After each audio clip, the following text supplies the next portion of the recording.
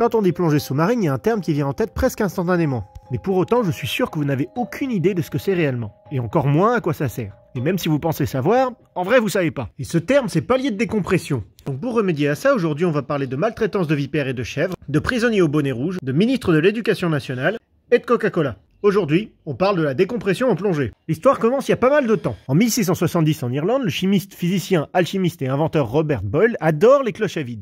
Il joue énormément avec, ce qui lui permet de découvrir une loi physique qui lie le volume et la pression des gaz. Je me permets de faire une petite parenthèse pour définir des termes qui vont revenir très souvent. Je suis désolé si c'est un peu chiant, mais c'est vraiment nécessaire pour bien comprendre. Quand je parle de quantité de gaz, je parle de nombre d'atomes de ce gaz. Quand je parle de volume, je parle d'espace qu'occupe ce gaz, qui se calcule en litres ou en mètres cubes.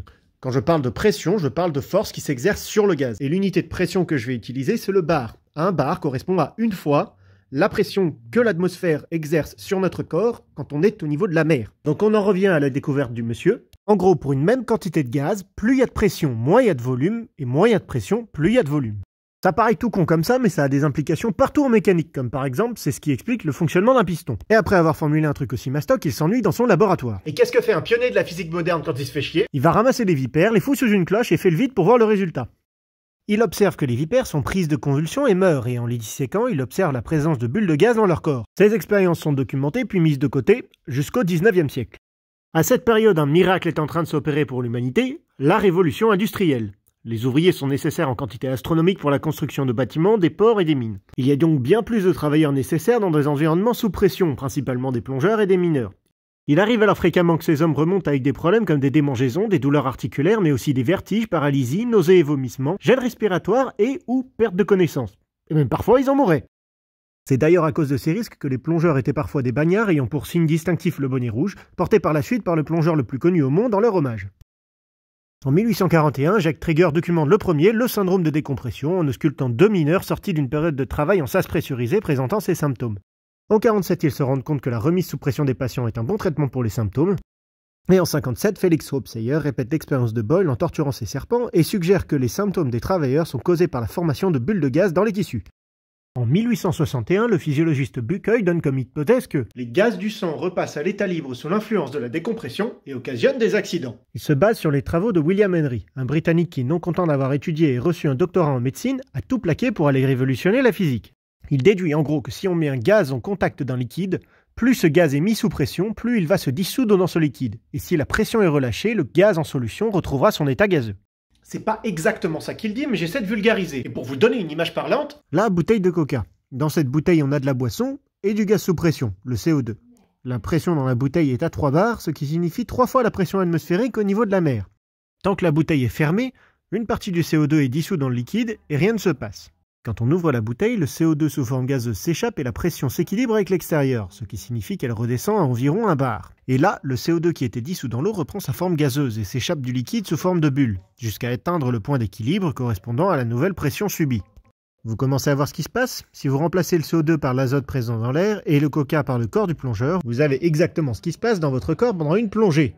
Le coca reste sous pression bien plus longtemps, bien sûr, mais le phénomène reste le même. L'azote contenu dans l'air est amené dans les poumons et se dissout dans le sang et les tissus progressivement. Si on reste profond durant un certain temps, lorsqu'on va remonter, l'azote va reprendre sa forme gazeuse en formant des microbules. Et si la pression est relâchée de façon trop intense par une remontée trop rapide, ces microbules n'ont pas le temps d'être éliminées et forment de plus grosses bulles qui vont se loger partout, bouchant les vaisseaux sanguins entre autres, et peuvent provoquer les symptômes qui ont été listés plus tôt. Donc retournons à notre histoire. Un peu plus tard, Monsieur Paul Bert, un politique et docteur en droit français, décide de faire un petit détour par la physiologie, chope un doctorat en médecine et se penche sur le sujet de l'accident de décompression. Suite à ses recherches, il propose un temps de décompression en fonction de la quantité de pression subie et la durée de la mise sous pression. Et ça, c'est ce qu'on appelle un palier de plongée. Revenons à notre bouteille de coca. Si on l'ouvre d'un coup, on a le risque de s'en foutre plein les doigts, donc si on n'est pas trop bête, on sait que pour éviter ça, il faut l'ouvrir doucement. Et si le coca menace quand même de sortir, on referme la bouteille et on attend que les bulles redescendent. Eh bien, je suis heureux de vous annoncer qu'en accomplissant cette action, vous êtes en train de réaliser un palier de plongée. Pour éviter la formation de bulles d'azote assez grosses pour causer des dégâts dans l'organisme, les plongeurs font, s'ils sont restés assez profonds et assez longtemps, une ou plusieurs pauses d'un temps défini en fonction de la durée et de la profondeur de la plongée. Paul Bert a aussi découvert qu'on pouvait traiter les symptômes en respirant de l'oxygène pur. Et oui, en augmentant la proportion d'oxygène dans les poumons, la proportion d'azote dans les poumons est plus faible, et on permet donc l'azote dans le corps d'être éliminé plus facilement pour combler cet équilibre. Le second intérêt, c'est que le sang transportera plus d'oxygène, et donc même si les bulles d'azote bouchent en partie les vaisseaux sanguins, la faible quantité de sang qui va passer pourra mieux nourrir les cellules et leur donner de meilleures chances de survie.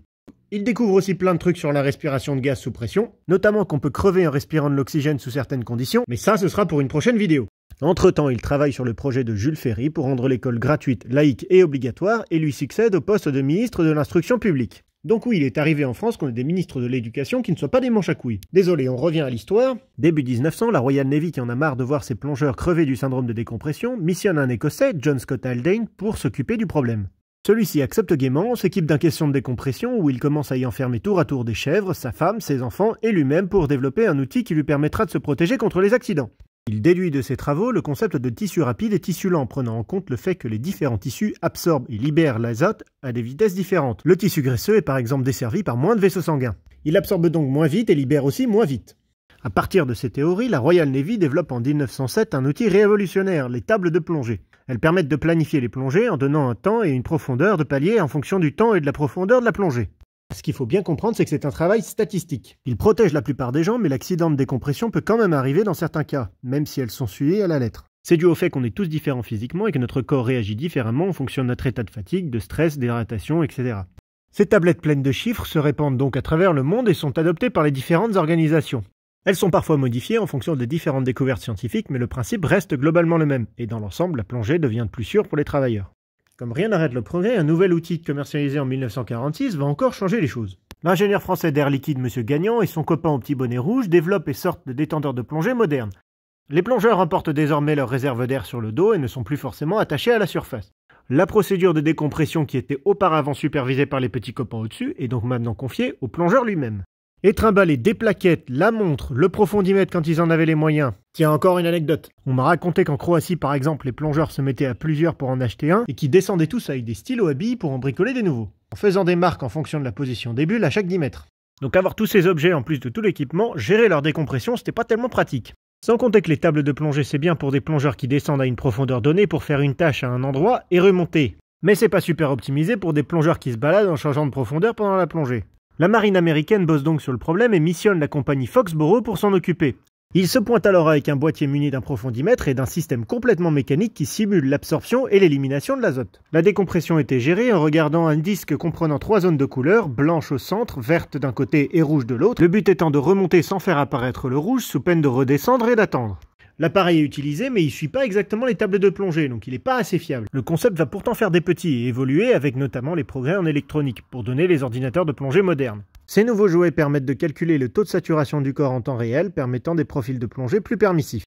Évidemment, un ordinateur ne connaît pas exactement l'état de votre organisme, l'accident de plongée est toujours possible malgré les précautions. Mais si toutes les règles de sécurité sont respectées, la plongée devient infiniment plus sûre de manière générale. Pour résumer, une grosse partie des règles de sécurité en place en plongée et après la plongée sont liées à ces découvertes. Pour cette fin de vidéo, gardez en tête que j'ai abordé le sujet de manière sommaire, voire même simpliste. J'en ferai peut-être d'autres plus détaillés si je vois que le sujet vous intéresse. Je veux aussi préciser que ces paliers de décompression ne deviennent indispensables qu'à partir de profondeurs et de temps de plongée relativement élevés. On peut très bien descendre à 35-40 mètres pendant quelques minutes et pas se retrouver avec l'obligation d'en faire. Il concerne donc des plongeurs confirmés, mis à part un palier de sécurité de 3 minutes à 5 mètres qu'on fait pour être plus prudent, les débutants ne les rencontreront pas avant quelques temps. J'espère que le sujet vous a intéressé et que j'aurai répondu à certaines questions et interrogations. J'espère surtout qu'elle vous aura pas terrorisé. La plongée comporte des risques, mais il y en a aussi au ski, en moto ou même quand on traverse la rue. C'est comme tout, si les règles sont respectées, c'est une activité très sûre.